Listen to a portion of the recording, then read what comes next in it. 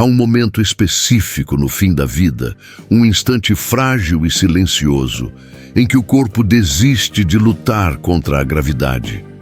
É quando o peso do mundo se torna insuportável e a terra fria parece não mais um leito desconfortável, mas um abraço final e acolhedor.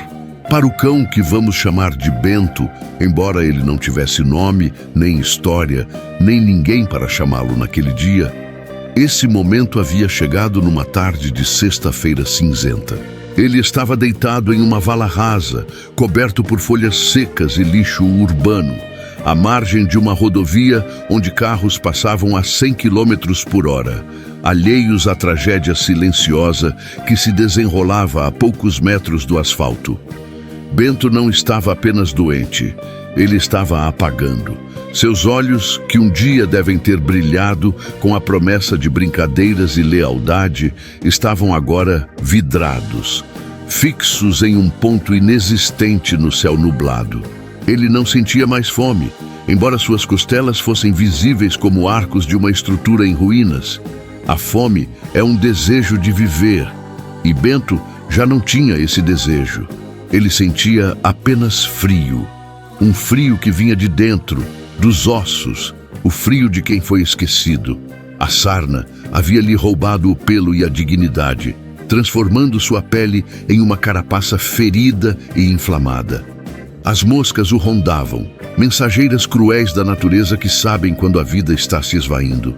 Ele estava a um passo da morte, um único passo. Bastava fechar os olhos e deixar a escuridão tomar conta. E ele estava pronto. Ele soltou um suspiro longo, doloroso, o som de um balão esvaziando, e suas pálpebras pesaram. Foi nesse exato segundo, na fronteira entre o aqui e o nada, que o universo decidiu intervir. Não com um trovão, mas com o som de freios cantando no asfalto e uma porta de carro batendo. Esta é a história de como a morte foi enganada e de como um ser que era considerado lixo se levantou para ensinar a todos nós o verdadeiro significado da palavra milagre. Para entender a ressurreição de Bento, precisamos ter a coragem de encarar o inferno de onde ele saiu. A negligência humana é uma arma silenciosa. Bento não nasceu naquela vala. Havia marcas antigas em seu pescoço, uma linha de pelos falhados que sugeria que ele já teve um dono, talvez uma corrente, talvez um quintal. Mas algo aconteceu. Talvez ele tenha ficado doente e o tratamento fosse caro demais. Talvez ele tenha crescido demais. Ou talvez a crueldade tenha sido gratuita. O fato é que ele foi deixado para trás. E um cão doméstico jogado na selva de pedra não sabe caçar, não sabe se defender, ele sabe apenas esperar. E Bento esperou. Esperou no local do abandono por dias, depois por semanas. A lealdade o manteve preso ali até que a fome o forçou a andar. Ele comeu o que não devia, bebeu água contaminada, fugiu de chutes e pedradas. Seu sistema imunológico colapsou. A doença do carrapato sugou suas forças. A sarna lhe tirou a proteção térmica. Ele se tornou um monstro aos olhos de quem passava. As pessoas não viam um animal sofrendo, viam uma ameaça, algo sujo, algo a ser evitado. A invisibilidade social é a pior forma de solidão. E foi essa invisibilidade que o empurrou para aquela vala. Mas naquela tarde, uma mulher chamada Clara não estava com pressa. Ou melhor, estava, mas algo a fez olhar para o lado. Um vulto, uma cor que não pertencia à paisagem. Clara era enfermeira, acostumada a lidar com a dor humana, mas nada a preparou para o que viu quando desceu o barranco. Ao se aproximar, o cheiro a atingiu primeiro. O cheiro inconfundível de infecção e decomposição. Ela cobriu o nariz com a manga da blusa e quase vomitou. A maioria teria voltado. A maioria teria pensado: já é tarde demais, melhor não prolongar o sofrimento. Mas Clara viu o peito dele se mover. Era um movimento sutil, quase imperceptível, mas estava lá. A vida resistia. Ei, garoto! Ela sussurrou, a voz trêmula. Bento não se moveu. Ele não tinha energia para sentir medo. Ele apenas abriu uma fresta do olho e viu aquela figura borrada. Ele não esperava carinho. Ele esperava o fim. Clara não tinha luvas, não tinha toalha. Ela tirou o casaco do uniforme, branco e limpo, e o colocou sobre a lama e sobre as feridas daquele animal. Ela não se importou com a sujeira. Ela se ajoelhou e passou os braços por baixo dele. Ele ganiu. Um som baixo, rouco, de pura dor. Clara chorou.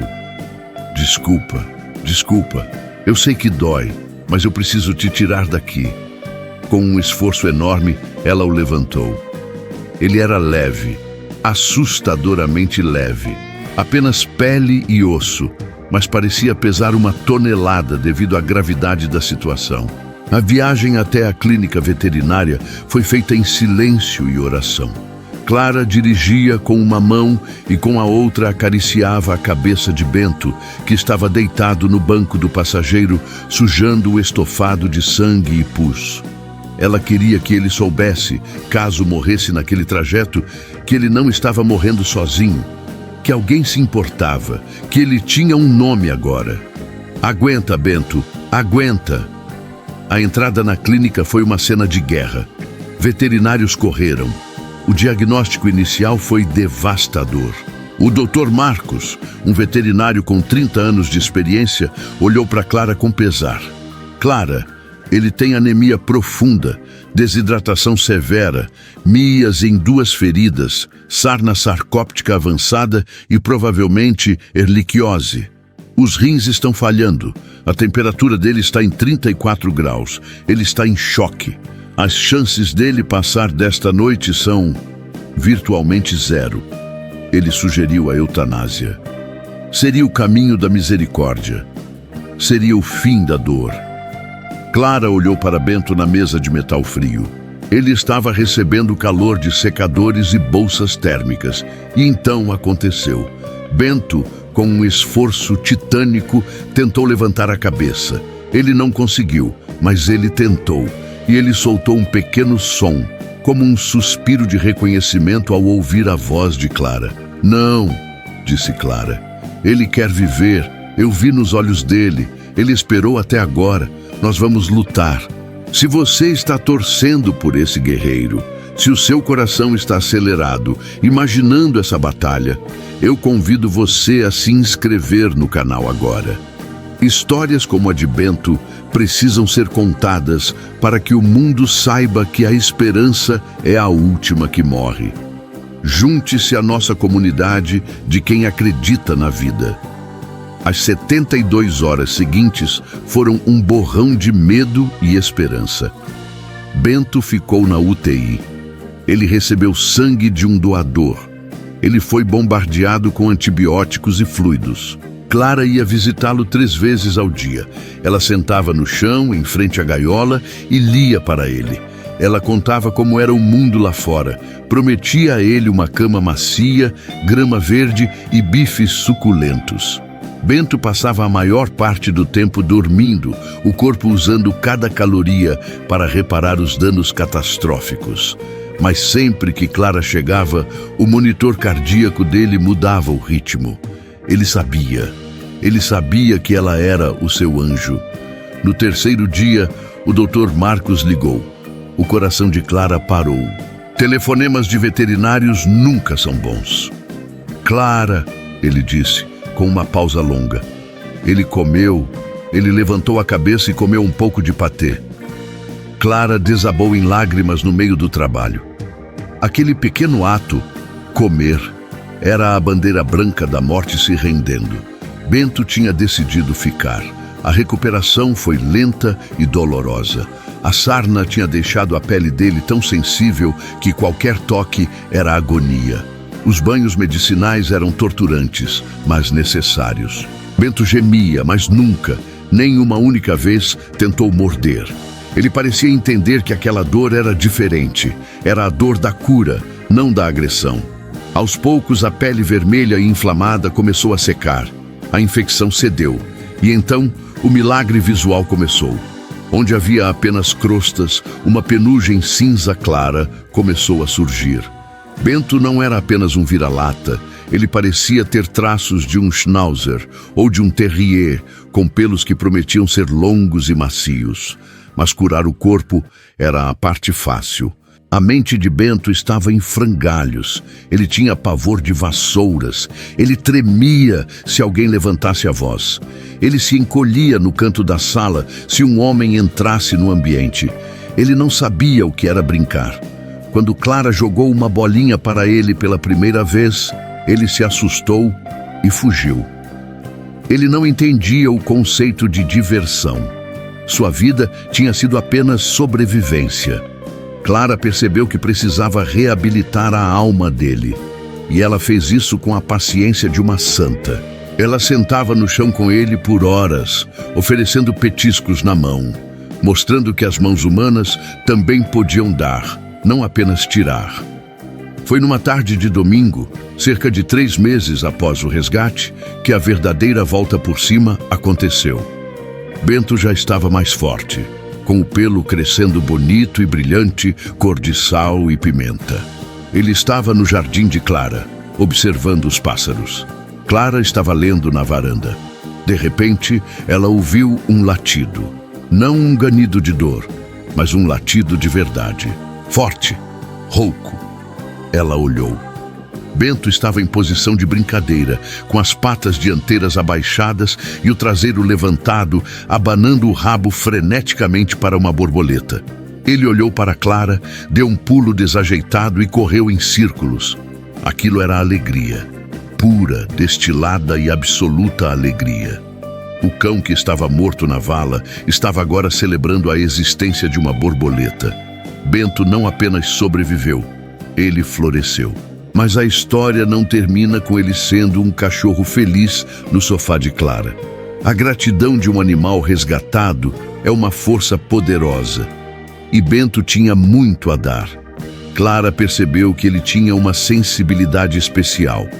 Quando ela estava triste ou cansada do trabalho no hospital, Bento vinha e colocava a cabeça pesada no colo dela, olhando fundo nos olhos dela, absorvendo a atenção.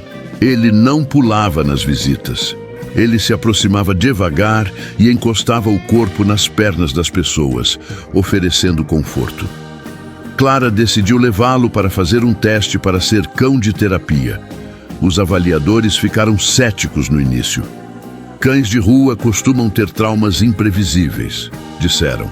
Mas Bento passou em todos os testes com distinção. Ele tinha uma calma estoica.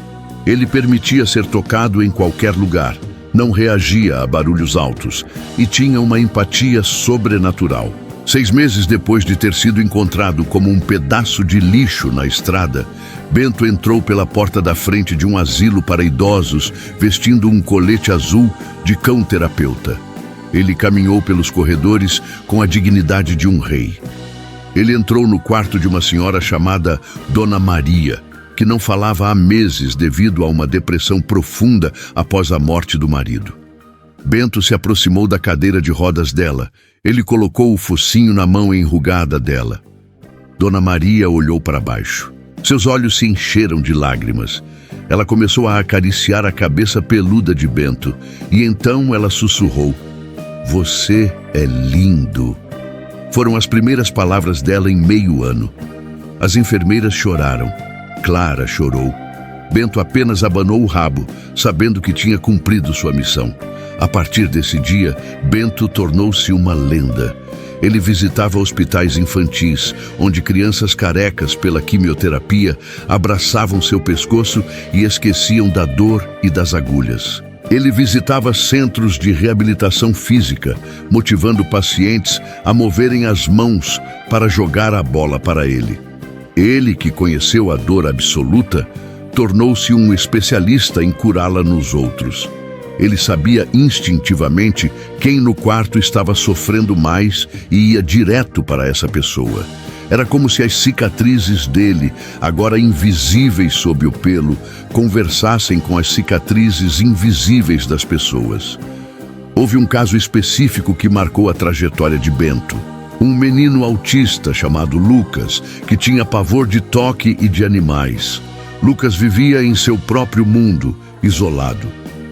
Na primeira sessão, Bento apenas deitou no outro lado da sala e dormiu. Ele não forçou contato. Ele respeitou o espaço de Lucas.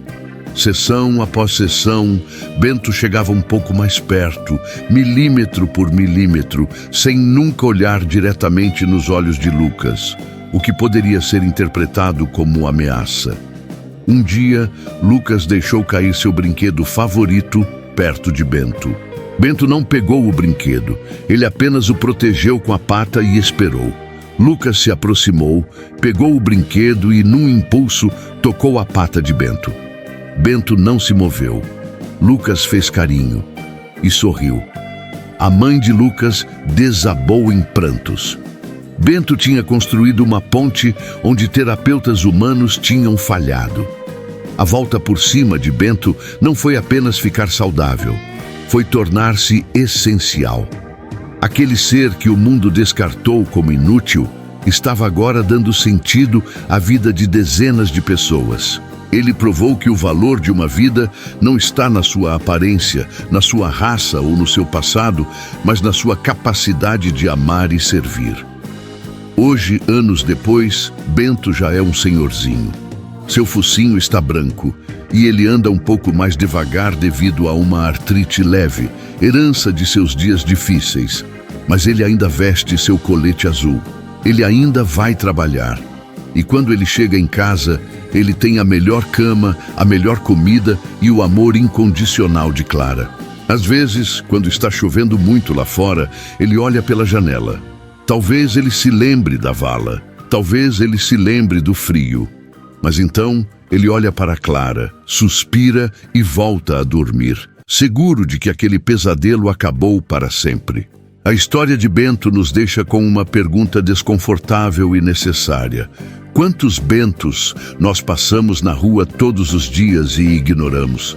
Quantos milagres em potencial estão sujos, doentes e famintos, esperando apenas uma mão estendida para se revelarem?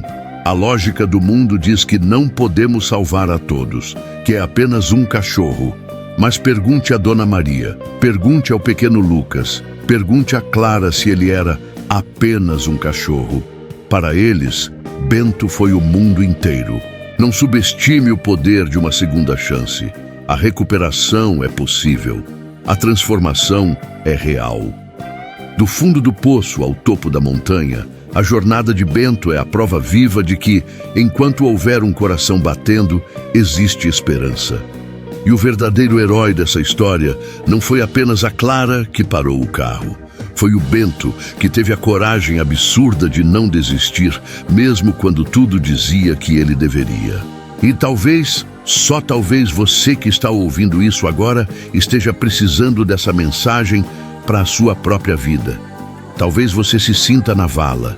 Talvez você se sinta invisível, machucado, sem esperança.